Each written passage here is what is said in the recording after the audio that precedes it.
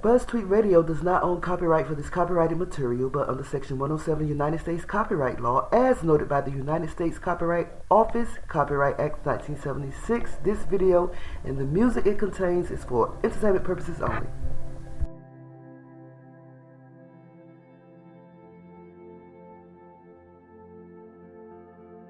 But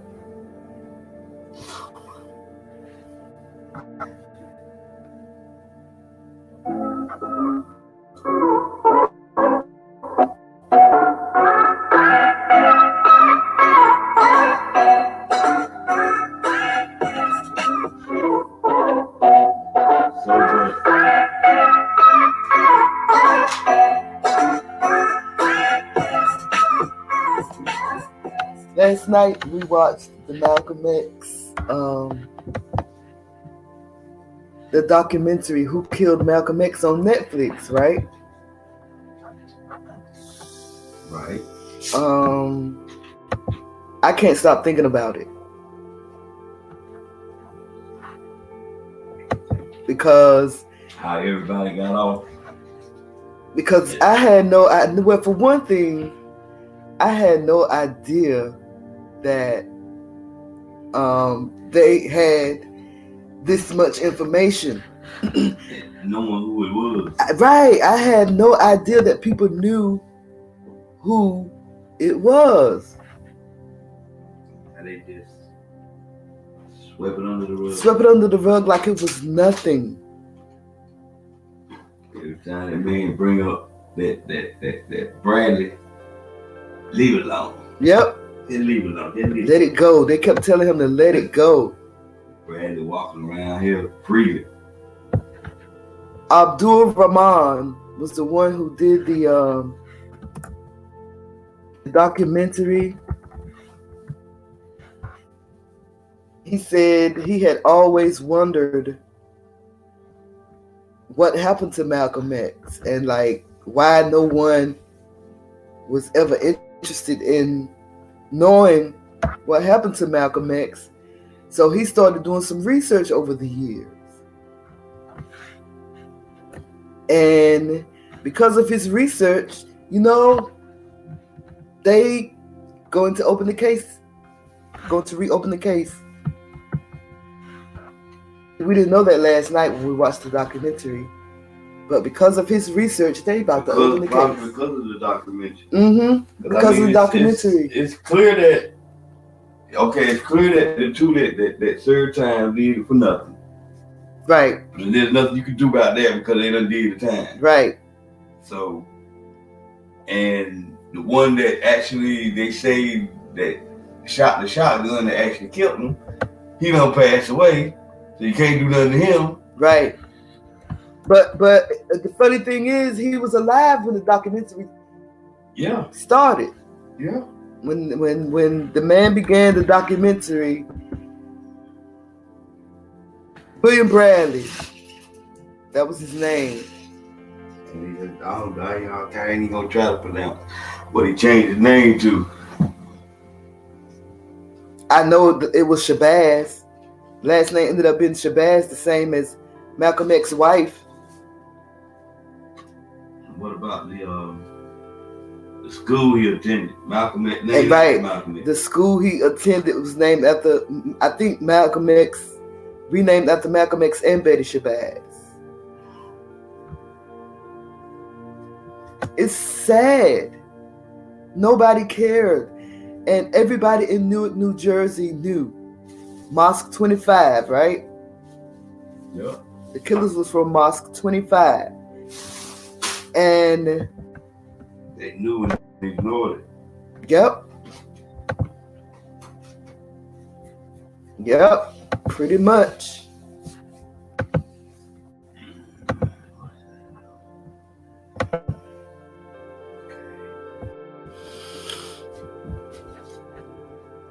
So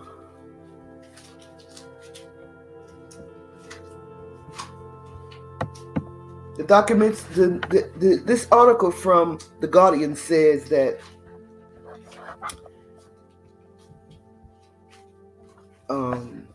wait, let me find my picture first.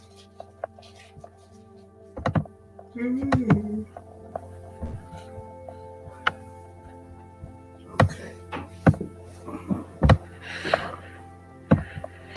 I mean, I just find this story kind of fascinating, and it hurts. It breaks my heart.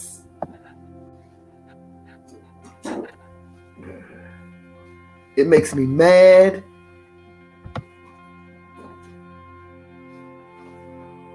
Especially since black people that covered it up. Black people that did it, and black people that covered it up. But who really covered it up was the FBI. It was the FBI, J. Edgar Hoover and them. Yeah. Because they didn't give the New York police department the information that they had. Needed to prosecute the right people. But they all they did was got the somebody from the nation to do it for them. So this article says the investigation into Malcolm X's death could be reopened after new information was detailed in a Netflix series.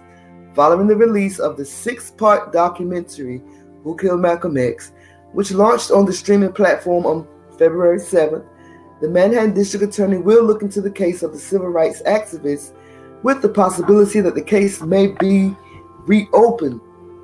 And what are they going to do now because the man is dead? He just died not too long ago.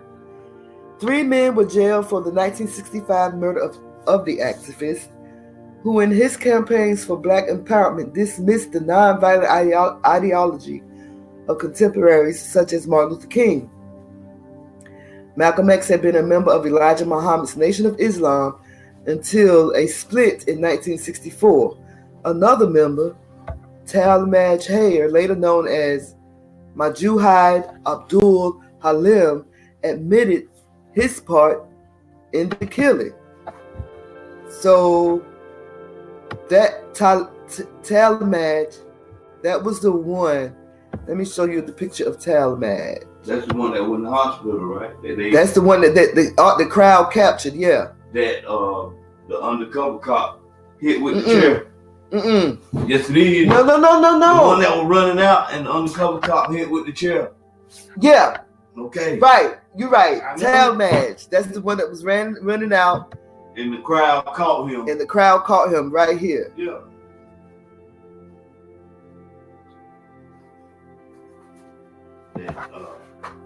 Malcolm's head bodyguard.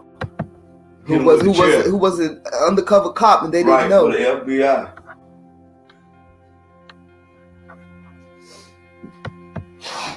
Talmadge.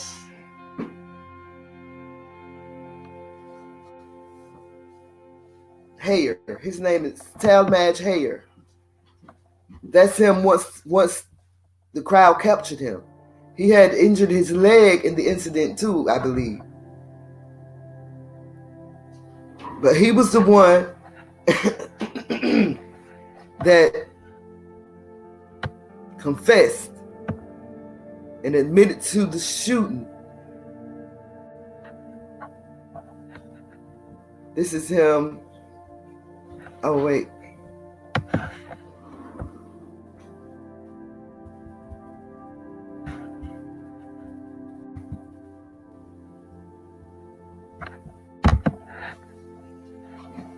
Talmadge.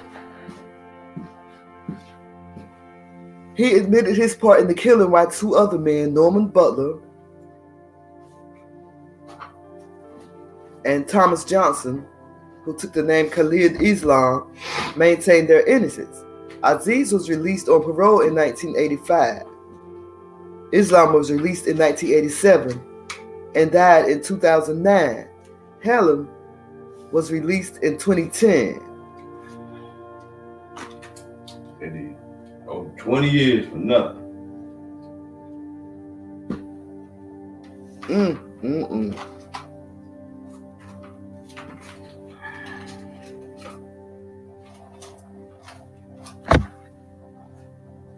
So Thomas Johnson is still alive. He was the one that said it don't matter no more because he lost his family, He don't. Right. They don't know him. No, you know. Nobody his daughter. He don't know his granddaughters. He don't know his sons. It's I don't want to say they abandoned him, but he was convicted for killing Malcolm X, and he was innocent this whole time. Yep. All right, baby. Okay. Thomas Johnson.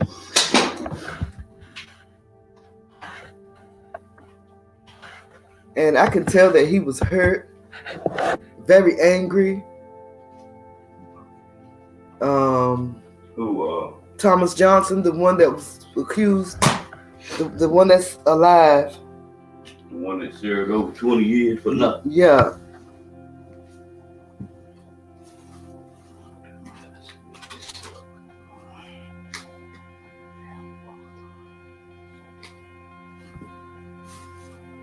And I noticed that there aren't many up-to-date pictures of him. Here you go, right here.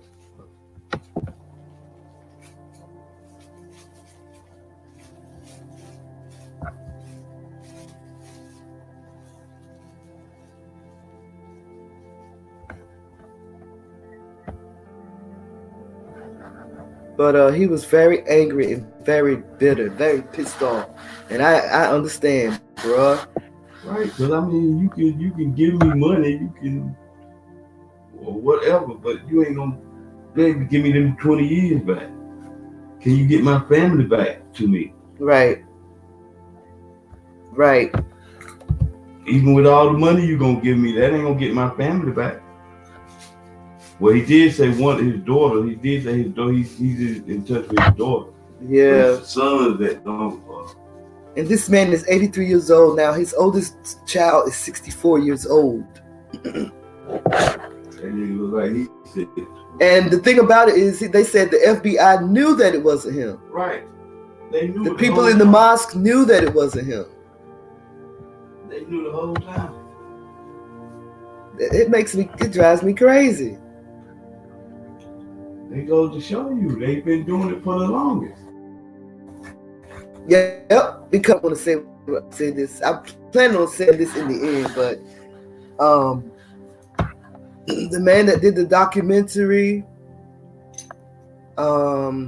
he filed papers to get the case reopened. No, to get the case reopened and to get Thomas Johnson exonerated. I mean, I don't know if he was exonerated or not. They just let him out. Right.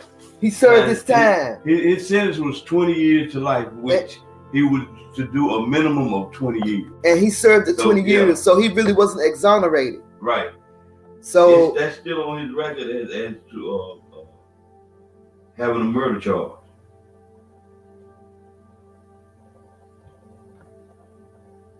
But I mean, even if you exonerate him, that's still a scar on him for life. For the rest of his life, even after the death, that's still gonna be on him. It's gonna always take somebody to say, well, he didn't really do it, because somebody gonna say, well, that's the one that killed Malcolm X, that had something to do with killing Malcolm X. It's always gonna take somebody to say, well, no, he didn't. He was always innocent. Well, he was released in 1985. So the documentary explains various theories surrounding the killing, including it was set up by the FBI and was carried out by white nationalists. Crucially, it emphasizes the lack of evidence against Aziz and Islam, and the fact that Halim said that neither man was involved. The Innocence Project, a non-profit organization that investigates potential miscarriages of justice, has also claimed that a civil rights lawyer, William Kunstler, obtained FBI documents supporting Halim's versions.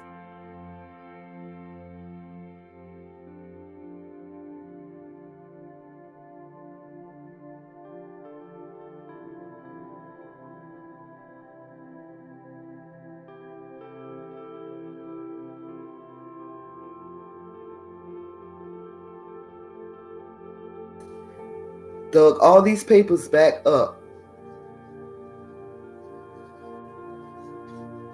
He dug all these documents back up and found that the FBI hid a lot of stuff. And what's sad? They hid it right in plain sight. Plain sight. You saw the video? Okay, so check this out.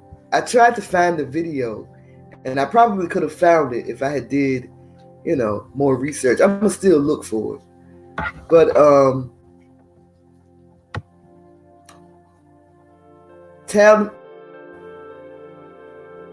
Talmadge, I can't even pronounce his name.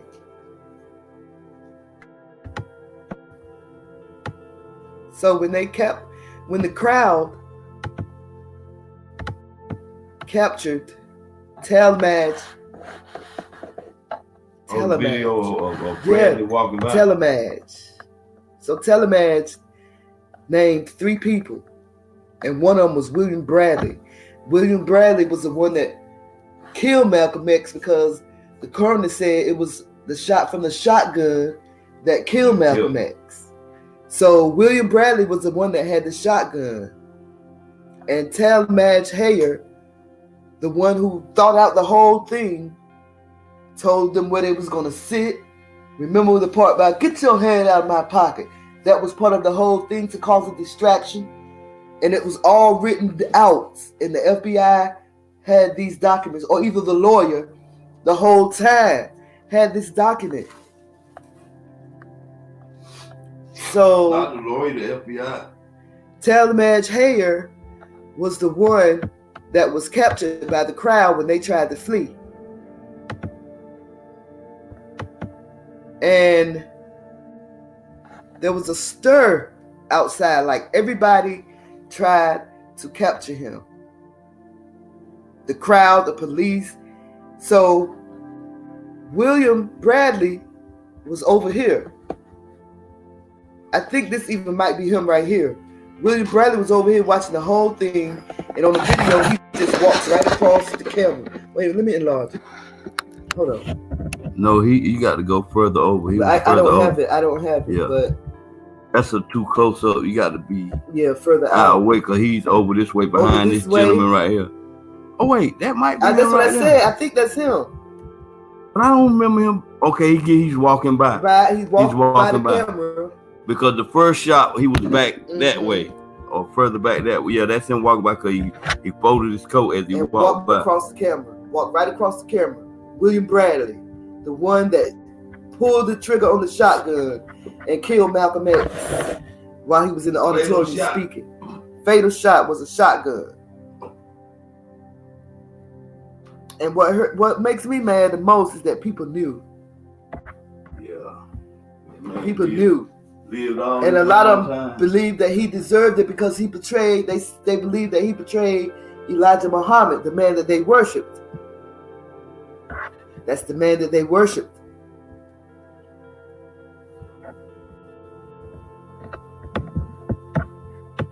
The man he was exposed.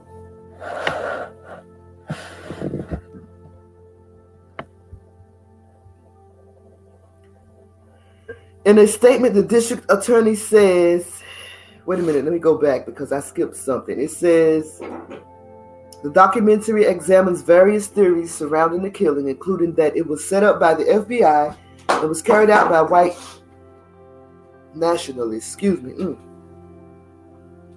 Crucially, it emphasizes the lack of evidence against Aziz in Islam and the fact that Halim said that neither man was involved. The Innocence Project, I said before, a non-profit organization that investigates potential miscarriages of justice, has also claimed that a civil rights lawyer, William Kunster, obtained FBI documents supporting Halim's version of events. It was the lawyer that had him. And naming other co-conspirators, remember? Because he took it. It was the FBI that kept it away, though. That's what I'm saying. He got it from, no. Remember when he went on the talk show and told the people that Talmadge gave him a written statement of 5 men that killed Malcolm X that was with him, of 4 other men that was with him. The lawyer or the man doing the documentary? The lawyer.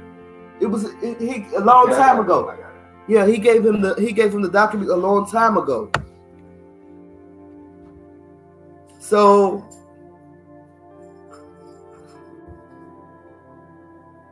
Halim had said that neither man was involved, and in a statement, the district attorney said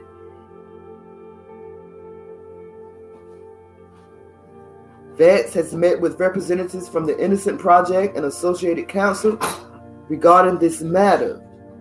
But District Attorney staff Peter Casalario, or however you say it, who was part of the team that cleared the Central Park 5, said Charles Kings would work on the review. This news pleased campaigners. In a statement, the Innocence Project of co-founder Barry Scheck said, given the historical importance of the case and the fact that our client is 81 years old, we are especially encouraged that Mr. Vance has assigned 2 highly respected prosecutors to work on this re-investigation. And I'm so happy. Once again, they are reopening the investigation of Malcolm X because new evidence has been found. This is the Mr. Aziz, the one of the ones that was innocent, 81 years old, and in the documentary, this is where this brother right here, who did the documentary, this is where he asked for his permission to file the papers for him to be exonerated and for him to get paid.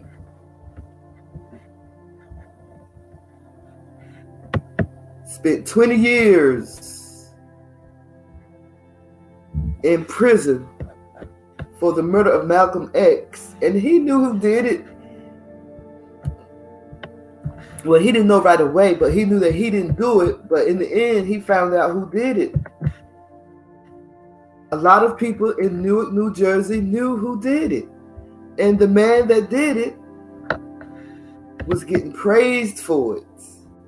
These people hated Malcolm X because they felt like he betrayed their leader, their idol, Elijah Muhammad, because that's who they worship. Somebody even went to the point to say that Elijah Muhammad was divine.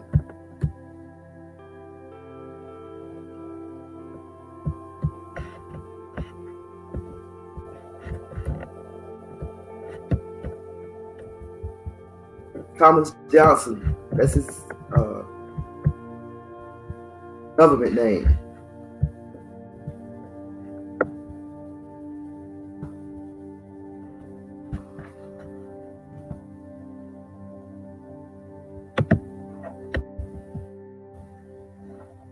So, everyone, they had witnesses to describe the man that pulled the trigger, that had the shotgun.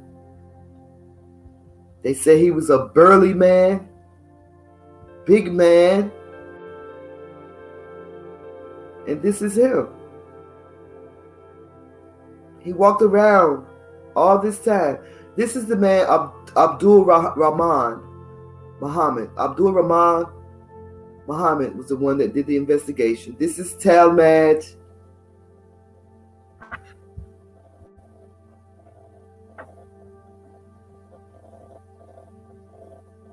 Talmadge Halim. Talmadge Hayer. He was the one that confessed and named the other 2 men that was with him, or other 4 men. You guys have to check this documentary out. It is very important that we know what really happened to Malcolm X. They are about to reopen the case. I think it deserves to be reopened. But while the documentary was being filmed, the man that actually pulled the trigger passed away. And Abdul Muhammad was really looking forward to facing him. All through the documentary, people was telling him to leave it alone. Leave it alone. This is serious. You might get hurt. But he said he could not leave it alone. Especially knowing his evidence, all the evidence that he put together and found, that knowing what happened to Malcolm X, knowing that people knew who it was, and no one said a thing after all these years.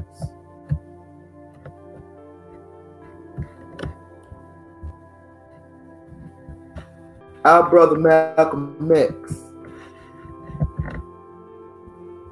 his own brothers killed him. Brothers from the Nation of Islam. Because they felt like he betrayed Elijah Muhammad.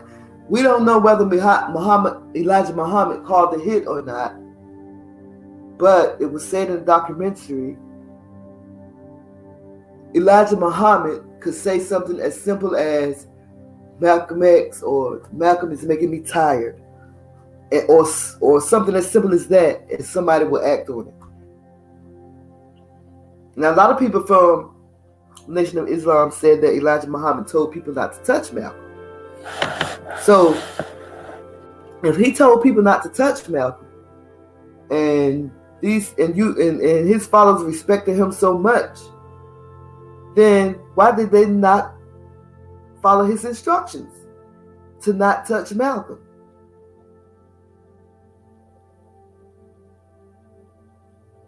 So many people in that documentary say Elijah Muhammad told them not to touch Malcolm, that he still had fatherly feelings for Malcolm X, even though he felt that Malcolm X betrayed him.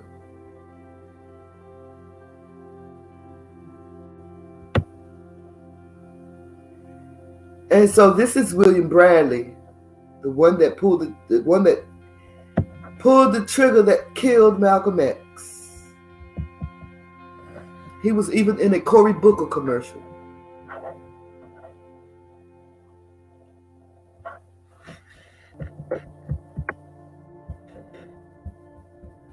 And people was taking up for him throughout the documentary.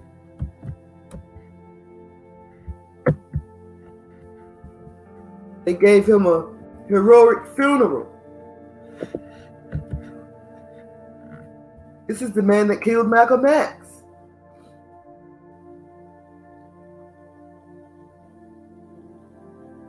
Sent them out on a horse and buggy.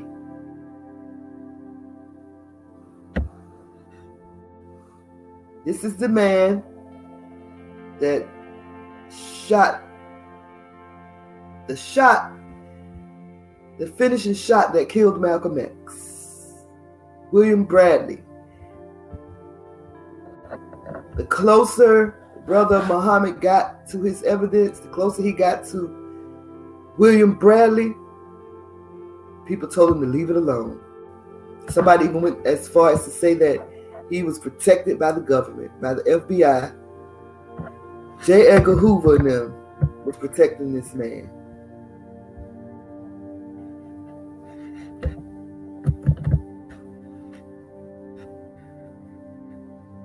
This is actually a screenshot from the commercial that he was in with Chucky Booker.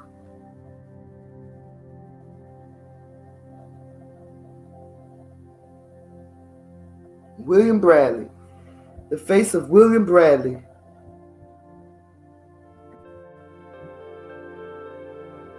The man that killed Malcolm X. So you guys go and check out the documentary. Please like, comment, subscribe to my channel. But do leave a comment because I want to know how you guys think about this. Malcolm X was killed by his own kind. People from the Nation of Islam, Mosque 25. So check out the documentary. And if you want to come back, we could do a video on it and talk about it because it's very interesting. I think it's a 6-part documentary. Me and my husband watched it in 2 days, I think. But let me know what you think. It's your girl B Sparrow. Buzz Tweet Radio. Holla if you hear me.